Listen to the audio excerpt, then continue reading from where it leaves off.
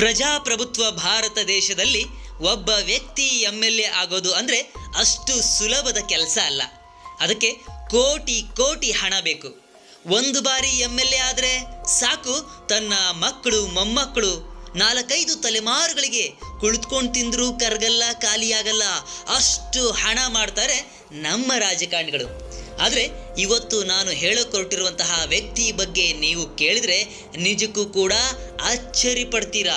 ಇಂತಹ ವ್ಯಕ್ತಿಗಳು ಕೂಡ ನಮ್ಮ ಮಧ್ಯ ಇದಾರ ಅಂತೇಳ್ಬಿಟ್ಟು ಆಶ್ಚರ್ಯಕ್ಕೆ ಚಕಿತರಾಗ್ತೀರಾ. ಹಾಗಾದರೆ ಯಾರು ಈ ವ್ಯಕ್ತಿ, ಏನು ಕತೆ, ಎಲ್ಲವನ್ನ ಈ ಒಂದು ವಿಡಿಯೋದಲ್ಲಿ ತಿಳ್ಕೊಳ್ಳೋಣ. ಇಂಟ್ರೆಸ್ಟಿಂಗ್ ಆಗಿರುವ ಈ ಒಂದು ವಿಡಿಯೋವನ್ನು ಕೊನೆವರೆಗೂ ನೋಡಿ. ಅದಕ್ಕಿಂತ ಮುಂಚೆ ತಾವಿನ್ನೂ ಕೂಡ ವಿಶ್ವಚೇತನ ಕ್ರಿಯೇಷನ್ಸ್ಗೆ ಸಬ್ಸ್ಕ್ರೈಬ್ ಆಗಿಲ್ಲ ಅಂದರೆ ತಪ್ಪದೆ ಈ ಕೂಡಲೇ ಸಬ್ಸ್ಕ್ರೈಬ್ ಆಗಿ ಮುಂದಿನ ವಿಡಿಯೋಗಳಿಗಾಗಿ ಬೆಲ್ ಐಕಾನ್ ಪ್ರೆಸ್ ಮಾಡಿ. ಸ್ನೇಹಿತರೆ, ಈ ವ್ಯಕ್ತಿ 5 ಬಾರಿ MLA ಆದರೂ ಹೇಗೆ ಬದುಕ್ತಾ ಇದ್ದಾರೆ ಗೊತ್ತಾ? ಈ ವ್ಯಕ್ತಿಯ ಹೆಸರು ಗುಮ್ಮಡಿ ನರಸಯ್ಯ. ತೆಲಂಗಾಣ ರಾಜ್ಯದ ಖಮ್ಮಂ ಜಿಲ್ಲೆಯ ಯಲ್ಲಂದು ಕ್ಷೇತ್ರದಲ್ಲಿ 5 ಬಾರಿ MLA ಆಗಿ ಗೆದ್ದು ಸೇವೆ ಸಲ್ಲಿಸಿದ ವ್ಯಕ್ತಿ ಇವರು. MLA ಆಗಿದ್ದಾಗ 100 ಕೋಟಿ ಹಣ ಸಂಪಾದಿಸಬಹುದಿತ್ತು. ಆದರೂ ಕೂಡ ಇವರು 5 ಬಾರಿ MLA. ಇನ್ನು ಎಲ್ಲ ರಾಜಕಾರಣಿಗಳ ಹಾಗೆ ಇವರು ಆಗಿದ್ರೆ ಎಷ್ಟು ಆಸ್ತಿ ಮಾಡ್ಬೋದಿತ್ತು ನೀವೇ ಹೇಳಿ. ಆದರೂ ಸಹ ನನಗೆ ಹಣ ಬೇಡ, ಜನರ ಪ್ರೀತಿ ಬೇಕು ಅಂತ ನರಸಯ್ಯ ಅವರು 25 ವರ್ಷ MLA ಆಗಿದ್ದರು ಒಂದೇ ಒಂದು ರೂಪಾಯಿಯನ್ನು ಕೂಡ ಕೆಟ್ಟ ದಾರಿಯಲ್ಲಿ, ಭ್ರಷ್ಟ ದಾರಿಯಲ್ಲಿ ಸಂಪಾದನೆ ಮಾಡಿಲ್ಲ.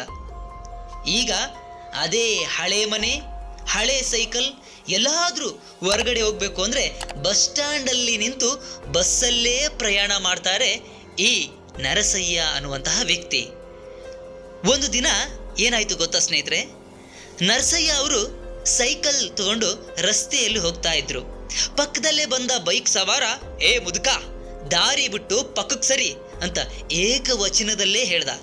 ಆದರೂ ಕೂಡ ಇವರು ನರಸಯ್ಯ ಅವರು ಚೂರು ಕೂಡ ಕೋಪ ಮಾಡಿಕೊಳ್ಳದೆ ವಿನಮ್ರಪೂರ್ವಕವಾಗಿ ಆಯ್ತು ಹೋಗು ತಮ್ಮ ಅಂತ ಹೇಳಿದ್ರು. ಈ ನರಸಯ್ಯ ಅವರು ಎಷ್ಟು ಸರಳ ವ್ಯಕ್ತಿ ಅನ್ನೋದನ್ನ ನೀವು ಇಲ್ಲಿ ಅರ್ಥ ಮಾಡ್ಕೊಳ್ಬೋದು. ಹೀಗೆ ಸಾಮಾನ್ಯರಲ್ಲಿ ಸಾಮಾನ್ಯರಂತೆ ಬದುಕ್ತಾ ಇದ್ದಾರೆ ಈ ಅಪರೂಪದ ವ್ಯಕ್ತಿ ನರಸಯ್ಯ ಅವರ. ಹಾಗೆ ಎಲ್ಲ MLAಗಳು, MP ಗಳು, ರಾಜಕೀಯ ನಾಯಕರು ಇದ್ದಿದ್ರೆ ಎಷ್ಟು ಚೆನ್ನಾಗಿರ್ತಿತ್ತು ಅಲ್ವಾ?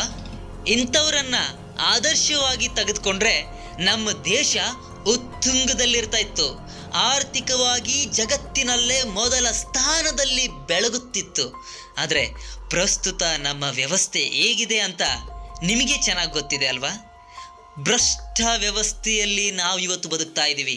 ಒಂದು ಸಾರಿ ಅಧಿಕಾರಕ್ಕೆ ಏರಿದರೆ ಸಾಕು, ಸಂಪೂರ್ಣವಾಗಿ ಎಲ್ಲವನ್ನ ದೋಚಿ ಸಾವಿರಾರು ಕೋಟಿ ಆಸ್ತಿ ಮಾಡ್ಕೊಳ್ತಾರೆ. ಇನ್ನು ನರಸಯ್ಯ ಅವರ ಹಾಗೆ ಯಾರಾದರೂ 5 ಬಾರಿ ಸತತವಾಗಿ MLA ಆದರು ಅಂದರೆ ಮುಗಿದು ಒಂದು ಹೊಸ ರಾಜ್ಯವನ್ನೇ ಕಟ್ಟಬಹುದು, ಅಷ್ಟು ಹಣವನ್ನು ಮಾಡಿ ಇಡ್ತಾರೆ. ಇಲ್ಲ ಯಾವುದೋ ಒಂದು ಜಾತಿ ಧರ್ಮದ ಹೆಸರಿಟ್ಕೊಂಡು ಅಲ್ಲಿ ಗಲಭೆಯನ್ನು ಸೃಷ್ಟಿ ಮಾಡಿ ಸಮಾಜದ ನೆಮ್ಮದಿಯನ್ನು ಹಾಳು ಮಾಡುವಂತಹ ಕೆಲಸವನ್ನು ಈಗೇನು ನಡೀತಾ ಇದೆ ಪ್ರಸ್ತುತ ಸಮಾಜದಲ್ಲಿ ಹಾಗೆ ಮಾಡ್ತಾರೆ. ಆದರೆ ನರಸಯ್ಯ ಅಂತವರ ವ್ಯಕ್ತಿತ್ವ ಎಲ್ಲರಲ್ಲೂ ಬರಲಿಕ್ಕೆ ಸಾಧ್ಯನಾ? ನರಸಯ್ಯನಂತವರ ವ್ಯಕ್ತಿತ್ವದ ಬಗ್ಗೆ ನಿಮ್ಮ ಅಭಿಪ್ರಾಯ ಏನು? ಅವ್ರ ಬಗ್ಗೆ ನಿಮ್ಗೆ ಇಷ್ಟ ಆಗಿದ್ರೆ ಅವ್ರಿಗೆ ತಪ್ಪದೆ ಒಂದು ಲೈಕನ್ನು ಕೊಡಿ. ತಪ್ಪದೆ ನನಗೂ ಕೂಡ ಇನ್ನಷ್ಟು ಈ ರೀತಿಯ ಮಾಹಿತಿ ಕಲೆ ಹಾಕಿ ವಿಡಿಯೋ ಮಾಡೋದಕ್ಕೆ ಸಬ್ಸ್ಕ್ರೈಬ್ ಮಾಡಿಕೊಂಡು ಬೆಂಬಲ ಕೊಡಿ. ದಯವಿಟ್ಟು ಸಬ್ಸ್ಕ್ರೈಬ್ ಮಾಡ್ಕೊಳ್ಳೋದನ್ನು ಮರಿಬೇಡಿ. ನರಸಯ್ಯ ಅವರು ಇಡೀ ನಮ್ಮ ಸಮಾಜಕ್ಕೆ ಆದರ್ಶ. ನರಸಯ್ಯ ಅವರು ಇಡೀ ನಮ್ಮ ರಾಜಕೀಯ ರಂಗಕ್ಕೆ ಆದರ್ಶ. ನರಸಯ್ಯ ಅಂತವರ ಸಾಧಾರಣವಾದ ಬದುಕನ್ನು ನಮ್ಮ ರಾಜಕೀಯ ನಾಯಕರು ಇವತ್ತೇನಾದರೂ ಕಟ್ಟಿಕೊಂಡಿದ್ದೇ ನಿಜ. ಆದರೆ ಭಾರತದಲ್ಲಿ ಒಂದು ಚಳುವಳಿನೇ ಪ್ರಾರಂಭ ಆಗುತ್ತೆ. ಸಾಮಾನ್ಯ ಜನರು ರಾಜಕೀಯಕ್ಕೆ ಬರಬಹುದು, ಬದುಕಬಹುದು. ತಾವು ಕೂಡ ಎಲ್ಲರಂತೆ ಆಸೆಗಳನ್ನು ಹೊತ್ತುಕೊಂಡು ಸಮಾಜದ ಉದ್ಧಾರವನ್ನು, ದೇಶದ ಉದ್ಧಾರವನ್ನು ಮಾಡಬಹುದು ಅನ್ನೋದನ್ನು ನಿರೂಪಿಸಬೇಕು ಅಂದರೆ ನರಸಯ್ಯ ಅಂತವರ ವ್ಯಕ್ತಿತ್ವವನ್ನು ಎಲ್ಲರೂ ರೂಢಿಸ್ಕೊಳ್ಬೇಕು. ಹಾಗೆ ಎಲ್ರಿಗೂ ಕೂಡ ಇಂತಹ ವ್ಯಕ್ತಿಗಳಿಗೆ ನಮ್ಮ ದೇಶದಲ್ಲಿ, ನಮ್ಮ ರಾಜಕೀಯ ರಂಗದಲ್ಲಿ ಅವಕಾಶ ಸಿಗಬೇಕು.